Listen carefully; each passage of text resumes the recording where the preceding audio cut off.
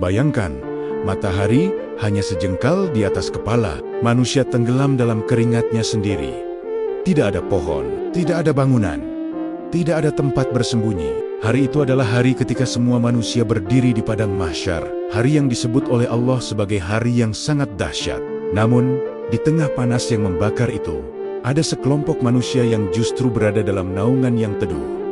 Siapakah mereka? Assalamualaikum warahmatullahi wabarakatuh. Sahabat hikmah, dalam sebuah hadis yang diriwayatkan oleh Muhammad, beliau menyebutkan 7 golongan manusia yang akan mendapatkan naungan Allah pada hari kiamat. Hari ketika tidak ada naungan selain naungan darinya. Hadis ini diriwayatkan dalam Sahih Bukhari dan Sahih Muslim. Siapa saja mereka? Simak sampai akhir, karena bisa jadi salah satunya adalah kesempatan untuk kita. Sebelum lanjut, klik like dan subscribe agar semakin banyak saudara kita yang tersentuh dan mengambil hikmah dari setiap kisah di channel ini. Golongan pertama yang mendapatkan naungan Allah di hari kiamat adalah pemimpin yang adil. Banyak orang mengira ini hanya untuk presiden, raja, atau pejabat tinggi negara. Padahal Rasulullah mengajarkan bahwa setiap kita adalah pemimpin dan setiap pemimpin akan dimintai pertanggungjawaban atas yang dipimpinnya. Seorang ayah adalah pemimpin dalam keluarganya. Seorang ibu adalah pemimpin bagi anak-anaknya. Seorang guru adalah pemimpin bagi muridnya. Bahkan, kita adalah pemimpin bagi diri kita sendiri. Adil berarti menempatkan sesuatu pada tempatnya. Tidak berat sebelah, tidak memutuskan perkara karena emosi, tidak membela karena kedekatan, tidak menghukum karena kebencian. Betapa berat amanah ini. Bayangkan seorang pemimpin yang memiliki kekuasaan, lalu ia bisa saja menyalahgunakannya. Tidak ada yang berani melawan, tidak ada yang mampu menegur. Namun, ia memilih untuk takut kepada Allah. Ia menahan dirinya dari korupsi. Ia menolak suap meski peluang terbuka lebar. Ia mendahulukan kepentingan rakyat daripada kepentingan pribadi. Ia tidak memanfaatkan jabatan untuk memperkaya diri dan keluarganya. Keadilan seringkali membuat seseorang kehilangan keuntungan dunia, tetapi di sisi Allah, itulah kemuliaan. Pemimpin yang adil mungkin tidak selalu dipuji manusia. Bahkan terkadang ia dibenci karena keputusannya yang tegas. Namun selama ia menegakkan kebenaran dan menjaga amanah, Allah melihat setiap perjuangannya. Di hari ketika manusia gemetar ketakutan, di saat matahari membakar ubun-ubun, pemimpin yang adil justru berada dalam naungan arsy Allah. Karena di dunia, ia telah memilih takut kepada Allah daripada takut kehilangan jabatan. Maka sebelum kita menuntut keadilan dari orang lain, mari bertanya pada diri sendiri. Sudahkah kita adil dalam keluarga? Sudahkah kita adil dalam bekerja? Sudahkah kita adil pada diri kita sendiri? Karena bisa jadi, naungan itu dimulai dari keadilan kecil yang kita tegakkan hari ini. Golongan kedua yang mendapat naungan Allah di hari kiamat adalah pemuda yang tumbuh dalam ibadah kepada Allah. Mengapa pemuda? Karena masa muda adalah masa paling kuat gejolaknya. Darah masih panas, keinginan sedang tinggi-tingginya, godaan datang dari segala arah. Di usia muda, dunia terasa begitu luas untuk dinikmati. Hiburan mudah diakses, pergaulan bebas dianggap biasa. Maksiat dipermudah, bahkan sering dibanggakan. Namun di tengah derasnya arus itu, ada seorang pemuda yang memilih arah berbeda. Ketika teman-temannya sibuk mengejar kesenangan, ia menyempatkan diri untuk salat tepat waktu. Ketika yang lain tenggelam dalam hiburan tanpa batas, ia meluangkan waktu membaca Al-Quran. Ketika banyak yang bangga bermaksiat, ia justru menjaga pandangan dan kehormatannya. Itulah pemuda yang tumbuh dalam ibadah. Bukan berarti ia tidak pernah tergoda, bukan berarti ia tidak pernah jatuh. Tetapi setiap kali ia tergelincir, ia segera bangkit. Setiap kali ia salah, ia segera bertaubat. Setiap kali lalai, ia kembali mengingat Allah. Ia sadar, masa muda tidak akan kembali. Dan ia tidak ingin masa terindah dalam hidupnya justru menjadi saksi keburukan di hadapan Allah kelak. Di zaman sekarang, menjadi pemuda taat bukan hal mudah. Justru sering dianggap aneh, disebut terlalu alim, dikatakan belum waktunya berubah. Padahal, siapa yang bisa menjamin usia? Betapa banyak yang meninggal di usia muda, betapa banyak yang tidak sempat menua. Pemuda yang tumbuh dalam ibadah adalah mereka yang menjadikan Allah sebagai prioritas sejak awal hidupnya. Ia tidak menunggu rambut memutih untuk sujud lebih lama. Ia tidak menunggu sakit untuk rajin ke masjid, dan karena ia memilih Allah di masa paling penuh godaan, maka Allah memilihnya untuk berada dalam nonggoneya di hari yang paling menakutkan. Masa muda hanyalah sebentar, namun jika diisi dengan ibadah, ia bisa menjadi sebab keselamatan yang abadi. Golongan ketiga yang mendapatkan naungan Allah di hari kiamat adalah orang yang hatinya terpaut pada masjid. Bukan sekadar datang sesekali, bukan hanya hadir saat Jumat, tetapi hatinya benar-benar terikat dengan rumah Allah. Apa artinya hati yang terpaut? Artinya, ketika ia keluar dari masjid, hatinya masih rindu untuk kembali. Ketika azan berkumandang, dadanya terasa terpanggil. Ketika melewati masjid, langkahnya terasa ingin singgah. Masjid bukan hanya bangunan baginya. Masjid adalah tempat ia menemukan ketenangan, tempat ia mengadu, tempat ia menangis dalam sujud, tempat ia merasa paling dekat dengan Robnya. Di dunia yang penuh hiruk-pikuk, masjid menjadi tempat ia mengistirahatkan jiwanya. Orang yang hatinya terpaut pada masjid bukan berarti ia selalu berada di dalamnya setiap waktu. Ia bekerja, ia beraktivitas, ia menjalani kehidupan seperti biasa. Namun setiap jeda waktunya, ia arahkan ke masjid. Salat berjamaah bukan beban, tetapi kebutuhan. Azan bukan gangguan, tetapi panggilan cinta. Ia mungkin tidak dikenal manusia. Langkahnya menuju masjid mungkin biasa saja di mata orang lain. Namun setiap langkah itu dicatat sebagai pahala. Setiap detik penantiannya untuk salat menjadi saksi keimanannya. Di zaman sekarang, banyak orang lebih merasa nyaman di pusat hiburan daripada di masjid. Lebih betah berlama-lama di tempat dunia, namun terasa berat melangkah ke rumah Allah, padahal disitulah ketenangan sejati. Hati yang terpaut pada masjid adalah hati yang hidup, hati yang selalu ingin terhubung dengan Allah. Dan kelak, di hari ketika manusia mencari-cari tempat berteduh, ketika panas begitu menyiksa, orang yang dahulu memakmurkan masjid akan dimuliakan dengan naungan dari Allah. Karena di dunia, ia telah memilih rumah Allah sebagai tempat ternyaman bagi hatinya. Golongan keempat yang mendapat naungan Allah pada hari kiamat adalah dua orang yang saling mencintai karena Allah.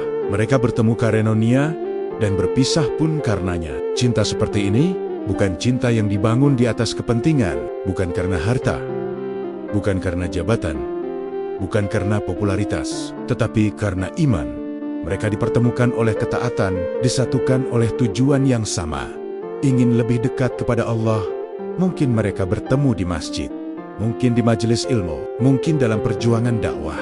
Hubungan mereka dipenuhi nasihat, saling mengingatkan dalam kebaikan, dan saling menguatkan saat iman melemah. Ketika salah satu mulai lalai, yang lain mengingatkan. Ketika salah satu jatuh, yang lain membantu bangkit. Ketika salah satu diuji, yang lain hadir memberi doa dan dukungan. Tidak ada iri atas rezeki, tidak ada dengki atas keberhasilan, karena cinta mereka bersih dari ambisi dunia. Di zaman sekarang, banyak hubungan dibangun atas dasar manfaat. Selama menguntungkan, hubungan dijaga. Ketika tidak lagi memberi keuntungan, perlahan ditinggalkan. Namun cinta karena Allah berbeda. Ia tetap kuat meski jarak memisahkan. Ia tetap hangat meski waktu berlalu. Ia tidak retak oleh perbedaan kecil, karena pondasinya bukan dunia, melainkan akhirat. Bahkan ketika harus berpisah, entah karena tugas, keadaan, atau takdir, mereka tetap mendoakan satu sama lain. Tidak ada kebencian, tidak ada dendam. Cinta seperti inilah yang kelak dibalas dengan kemuliaan. Di hari ketika manusia sibuk dengan dirinya sendiri, di saat sahabat bisa saling menjauh karena takut menanggung dosa, orang-orang yang saling mencintai karena Allah justru dinaungi bersama dalam kasih sayangnya. Betapa indahnya memiliki sahabat yang membawamu lebih dekat kepada surga. Maka lihatlah pertemanan kita hari ini. Apakah ia mendekatkan kita kepada Allah atau justru menjauhkan? Karena bisa jadi naungan di hari kiamat itu dimulai dari memilih sahabat yang tepat di dunia. Golongan kelima yang mendapat naungan Allah pada hari kiamat adalah seorang lelaki yang diajak berzina oleh wanita yang memiliki kedudukan dan kecantikan. Lalu ia berkata, "Sesungguhnya aku takut kepada Allah."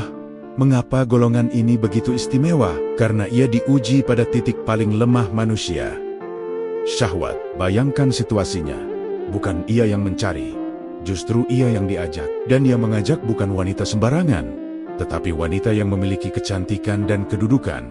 Tidak ada paksaan, tidak ada ancaman.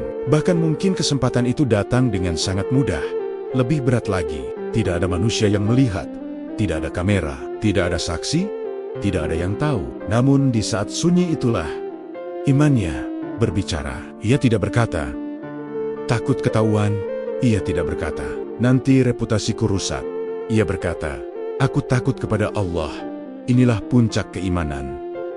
Merasa diawasi Allah, meski tidak ada satupun manusia yang melihat. Di zaman sekarang, godaan seperti ini semakin dekat. Akses menuju maksiat terbuka lebar, hanya dengan satu sentuhan jari. Dosa bisa dilakukan tanpa harus keluar rumah.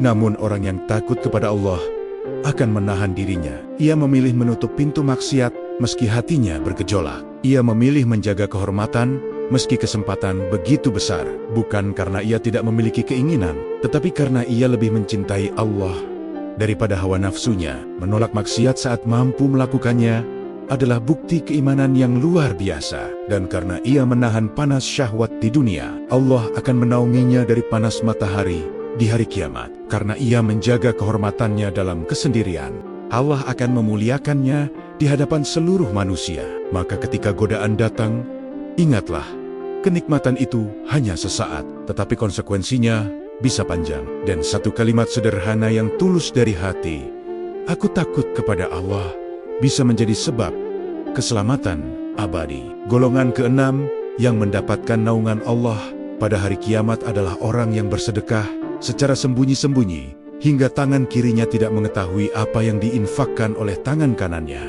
Betapa indah gambaran ini. Ia memberi, namun tidak ingin diketahui. Ia membantu, namun tidak ingin disebut. Tidak ada foto, tidak ada unggahan media sosial, tidak ada cerita yang dibesar-besarkan. Hanya ia dan Allah. Di zaman sekarang, sedekah seringkali dibarengi dengan dokumentasi. Kadang niatnya baik untuk mengajak orang lain berbuat kebaikan. Namun ada juga yang tanpa sadar menginginkan pengakuan. Padahal, sedekah yang paling kuat adalah sedekah yang tersembunyi. Saat seseorang diam-diam mentransfer bantuan kepada yang membutuhkan. Saat seseorang menyelipkan uang tanpa nama di kotak amal. Saat seseorang membantu saudaranya tanpa ingin disebut sebagai penolong. Ia tidak menunggu ucapan terima kasih. Ia tidak berharap dipuji sebagai dermawan. Yang ia harapkan hanya satu, ridha Allah. Sedekah seperti ini lahir dari hati yang ikhlas, hati yang tidak ingin dipenuhi riya, hati yang sadar bahwa Allah Maha melihat, meski manusia tidak. Dan tahukah kita, di hari kiamat nanti, harta tidak lagi berguna. Tabungan tidak bisa menyelamatkan, aset dan kekayaan tidak bisa menjadi pelindung. Namun, sedekah akan berubah menjadi naungan. Bayangkan, di saat manusia kepanasan dan kebingungan, amal yang dulu kita keluarkan secara diam-diam justru menjadi pelindung kita. Sahabat hikmah, coba tanyakan pada diri kita hari ini. Sudahkah kita memiliki sedekah rahasia antara kita dan Allah? Sebuah amal yang tidak diketahui siapapun, sebuah kebaikan yang hanya Allah yang menjadi saksinya. Jika belum, mungkin inilah waktunya. Tidak perlu menunggu kaya untuk bersedekah. Tidak perlu menunggu sempurna untuk memberi. Mulailah dari yang kecil. Rp1.000 yang ikhlas lebih berat nilainya daripada jutaan yang penuh pamer. Dan jika video ini menyentuh hati kamu, jadikan ini pengingat bersama. Tulis di kolom komentar. Sedekah rahasia sebagai doa dan komitmen kita untuk mulai memiliki amal tersembunyi. Bagikan juga video ini kepada keluarga dan sahabatmu. Siapa tahu, dari satu pengingat ini, lahir banyak sedekah yang menjadi naungan di hari kiamat. Karena bisa jadi, amal yang paling menyelamatkan kita nanti adalah amal yang paling tidak pernah diketahui manusia. Golongan ketujuh yang mendapat naungan Allah pada hari kiamat adalah orang yang mengingat Allah dalam kesendirian. Lalu kedua matanya berlinang air mata. Inilah ibadah yang paling jujur. Tidak ada manusia yang melihat, tidak ada pujian, tidak ada tepuk tangan, hanya Dia dan Allah di tengah malam yang sunyi.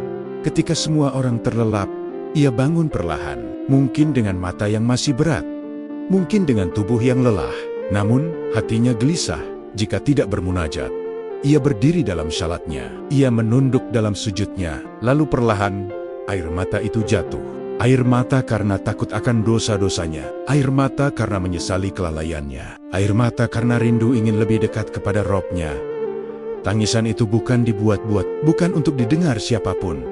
bukan untuk dianggap saleh. Tangisan itu lahir dari hati yang hidup. Di zaman sekarang, menangis sering dianggap tanda kelemahan, terutama bagi laki-laki. Padahal di hadapan Allah, air mata karena takut dan cinta, kepo dunia, adalah kemuliaan. Banyak orang mampu tertawa di depan manusia, namun sulit menangis di hadapan Allah.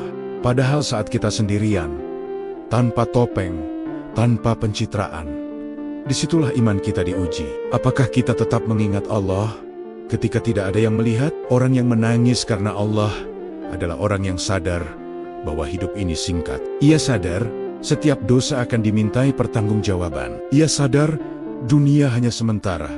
Dan karena ia meneteskan air mata di dunia, Allah akan menjauhkannya dari panas dan ketakutan di hari kiamat. Betapa mahalnya satu tetes air mata yang jatuh karena takut kepada Allah. Mungkin kita belum mampu menangis lama, mungkin hati kita masih keras, namun mulailah dengan satu doa yang tulus, satu sujud yang lebih lama, satu pengakuan dosa yang jujur. Karena bisa jadi, satu tetes air mata dalam kesendirian malam menjadi sebab kita mendapatkan naungan Allah di hari yang tidak ada lagi tempat berlindung. Sahabat hikmah, hari kiamat bukan sekadar cerita untuk ditakuti.